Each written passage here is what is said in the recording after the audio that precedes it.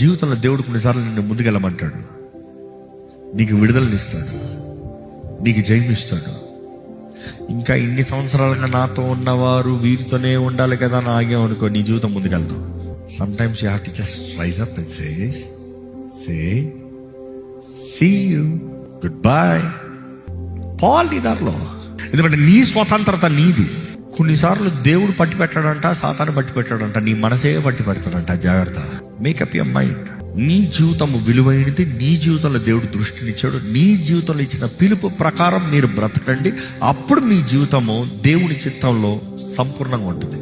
Be ready to let go the past, be ready to let go the old nature, the old people. వాళ్ళు ఒకప్పుడు comfort ఇచ్చారేమో, కానీ నువ్వు వెళ్ళే త్రోవలో వాళ్ళు రారు, నీ డెస్టినీలో వారు లేరు. Be ready to let go some people. There has to be sacrifices made because what you have received is great.